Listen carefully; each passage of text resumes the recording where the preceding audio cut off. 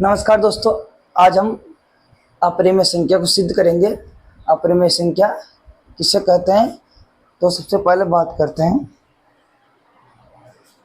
यहाँ पहला क्वेश्चन लिखता हूँ मैं, √3 क्या है? अपरिमेय संख्या है और उसको क्या करना है? सिद्ध करना है। क्या करना है? सिद्ध करना है। कैसे है? कारण बताना है। देखो, सबसे पहले मैं क्या करता हूँ, मान लेते हैं, माना कि √3 क्या है? विपरीत मानेंगे, इसके परिमेय संख्या है। क्या है?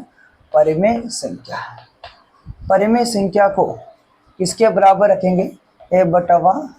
परिमेय संख्या को किसके बराबर रखेंगे?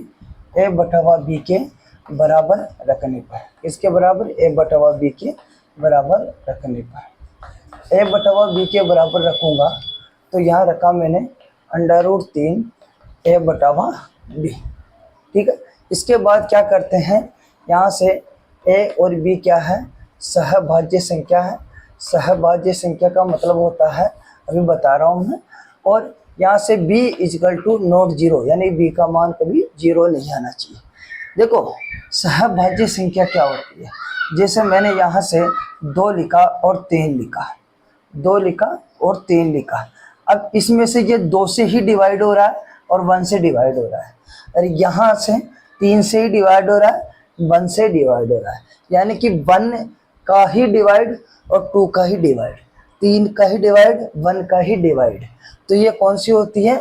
यानी कि सहभाज्य संख्या होती है। यानी कि 1 क्या है इसमें? उभयनिष्ठ गुणनखंड। अब देखो, जैसे मैंने लिखा 25 और 5 है। अब देखो, यहाँ से 1 से भी डिवाइड है, 5 से भी डिवाइड है, और खुद 25 से भी होगी, और ये 5 से भी डिवाइड होगी, और 1 से भी डिवाइड होगी। किससे होगी? 1 से भी डिवाइड, और ये कट भी जाएगी। क्या हो जाएगी? कट भी जाएगी। तो ये कौन सी है? सहभाज्य संख्या नहीं है। देखो, यानी कि 1 क्या होना चाहिए? उभयनिष्ठ होना चाहिए। देखो, मैंने लिखा √3 a/b है। अब देखो, सबसे पहले बात करते हैं, यानी कि दोनों पक्षों का क्या करेंगे? वर्ग करेंगे। क्या करेंगे? वर्ग करने पर। दोनों पक्षों का क्या करेंगे? वर्ग करने पर। यानी कि √3 है और ab², तो इस पे भी स्क्वायर आ गया, a स्क्वायर आ गया, तो यहाँ से तो ये कट गया, 3 और a² और b² रह गया। कहने का मतलब है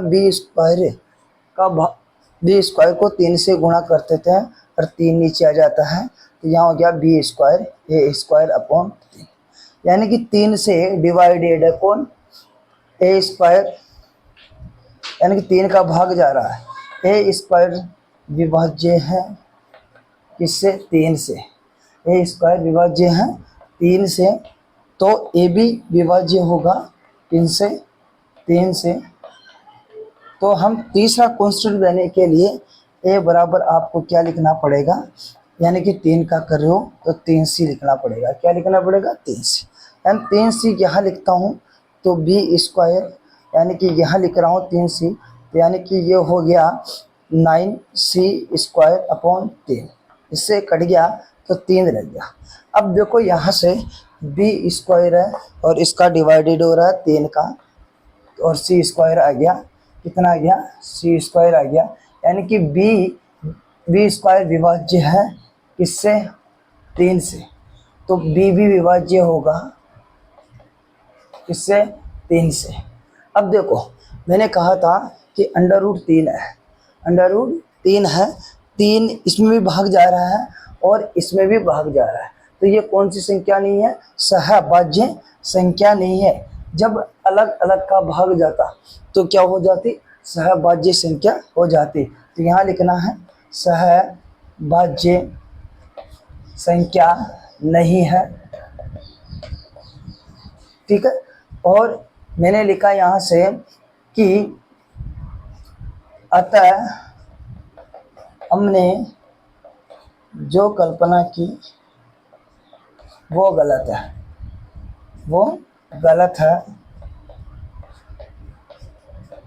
हमने जो कल्पना की वो गलत है।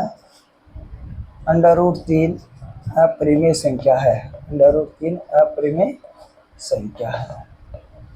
ये आपका सिद्ध हो गया।